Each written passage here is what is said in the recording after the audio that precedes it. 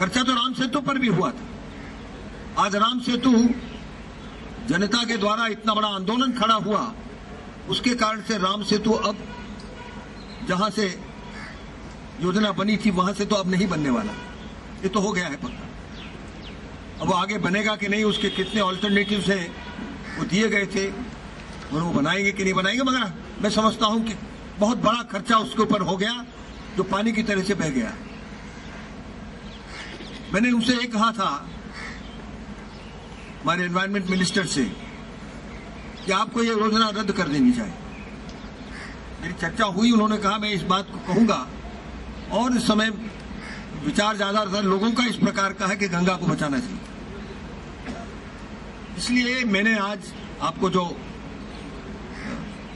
Handout दिया है उसमें एक बड़ी स्पष्ट मांग की है कि उत्तराखंड में भारतीय जनता पार्टी की सरकार है और केंद्र में हमारी कांग्रेस की यूपीए सरकार है। इसलिए कांग्रेस को और भारतीय जनता पार्टी को गंगा के संबंध में अपनी नीति की घोषणा करनी चाहिए। देश को मालूम होना चाहिए इन दोनों पार्टियों का क्या विचार है, क्या सोच है गंगा के संबंध में। उन्हीं से बंधी हुई एनडीए है, यूपीए है, उनको भी निर्णय करना चाहिए कि गंगा के संबंध में उनके क्या विचार हैं, क्योंकि बहुत महत्व का है। देश जानना चाहता है अगर गंगा आज मौत के घाट उतार दी जाएगी, सूली पर चढ़ा दी जाएगी, तो आखिर उसके लिए जिम्मेदार कौन होगा। हम चाहते हैं कि ये नीतियां स्पष्ट हों। और यह भी बात मुझे कहनी है कि हमारे देश के भीतर सरकारें चलती हैं सरकारी मशीनरी से। सरकार एक मशीन है, मशीन के पुर्जे तो होते हैं, मशीन में कोई भावना नहीं होती।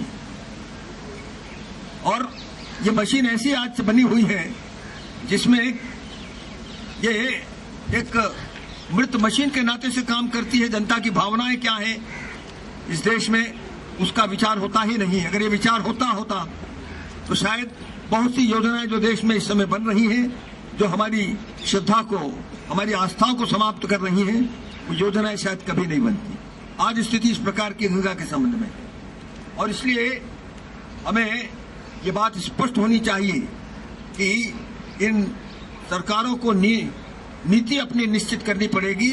और ये जो मशीन है, सरकारी मशीन, इस सरकारी मशीन को बताना पड़ेगा वो किन नीतियों का पालन करे। क्योंकि होता क्या है, जब ये योजनाएं बनती हैं, योजनाएं बड़े बड़े कॉन्ट्रैक्टर्स कॉन्ट्रैक्ट ले लेते हैं और हजारों करोड़ की योजना रहती है। एक प्रकार से एक सोने की खान उनके लिए खुल जाती है।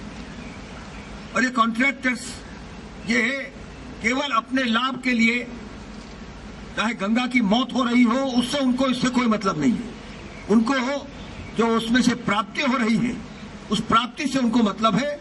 और जब कभी गंगा के बारे में कोई बात उठती है तो वे अपना पैसा लेकर के जाते हैं, जिससे कि लोगों को तोड़ तोड़ करके बता सके कि आप गंगा का आंदोलन मत चलाइए, आपको हमें काम करना है, करने दीजिए, हमने एम्प्लॉयमेंट दिया हुआ है।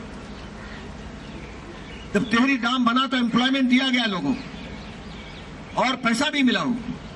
किंतु आज जाकर के पता करिए कि टिहरी डैम बनने के पश्चात जिनको एम्प्लॉयमेंट दिया गया था, जिनकी जमीनें छिन गई थी, कॉम्पेंसेशन दिया गया था, उनकी क्या दुर्दशा है। आज गंगा का जल वहां कहीं पर नहीं है, गंगा का जल देखने को नहीं मिल रहा है। और अगर सब पूरी गंगा इस प्रकार की हो गई तो पहाड़ों पर रहेंगे कैसे लोग, खेती नहीं कर सकेंगे। पहाड़ जब तोड़ते हैं तो तोड़ने के बाद उनके अंदर किस प्रकार का कैसे वाइब्रेशन पैदा होते, बड़े बड़े झरने समाप्त हो जाते हैं।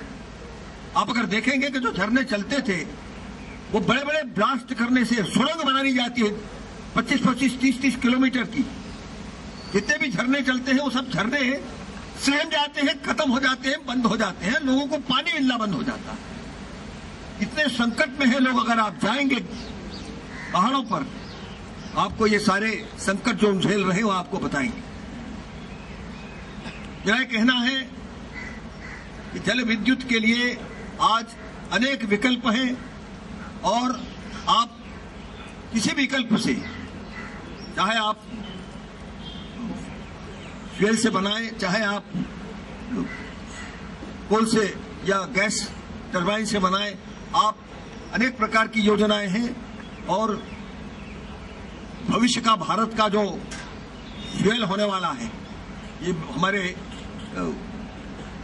अब्दुल कलाम जी का कहना है कि थोरियम ये पावर का हमारे लिए कभी भविष्य का फ्यूल होने वाला है। मेरा ये कहना है कि जब अनेक विकल्प मौजूद हैं तो गंगा को ही आप सूली पर चढ़ाने के लिए काहे के लिए तैयार हो। और इसलिए मेरा निवेदन है उन विकल्पों पर विचार तुरंत करना शुरू होना चाहिए। और जो परियोजनाओं के बारे में अब तक सोच चलता रहा है, एक षड्यंत्र रहा है गंगा को नष्ट करने का, गंगा को पोल्यूट करने का, क्योंकि यही गंगा है जो हमारे समाज को मानती है। इसलिए इस देश के शत्रु पर बैठे हुए हैं जो हमारी संस्कृति को नष्ट करना चाहते, हमारी एकता को नष्ट करना चाहते, गंगा को इसीलिए नष्ट कर रहे हैं। लेकिन षड्यंत्र है जिससे कि आने वाली संतति कहेगी ये कौन सी पवित्र गंगा है। आप विदेशों में चले जाइए, उनकी नदियां आपको दिखाई देगी, बिल्कुल नीचे से आपको क्या क्या बह रहा है आपको दिखाई पड़ेगा, बिल्कुल क्रिस्टल क्लियर पानी बहता है। मगर हमारी गंगा की स्थिति आज किस प्रकार की हो गई है। जितने भी हमारे और गंगा के तट पर जो आज जनप्रतिनिधि जीत कर आए हैं, मैं समझता हूं कि किसी एक पार्टी के जीत कर आए ऐसा नहीं है। अनेक पार्टियों के हैं जो गंगोत्री से लेकर गंगा सागर तक गंगा के तट पर दाएं बाएं तट पर के जीत करके आए हैं। मेरा उनसे निवेदन है कि वे पार्लियामेंट में इस विषय को उठाएं और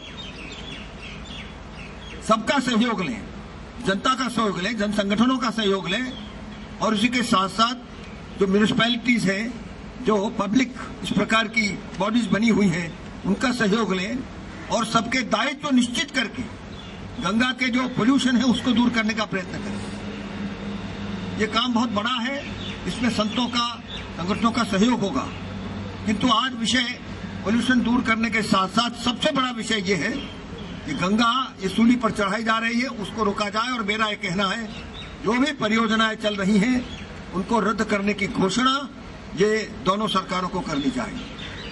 देखिए, हरिद्वार में कुंभ मेला चल रहा है और ये विषय बड़ा चिंता का विषय। ये जितने भी वहां पर कैंप आज लगे हुए हैं, उन कैंपों में अब गंगा की चर्चा है कि गंगा ये सूली पर चढ़ाई जा रही है।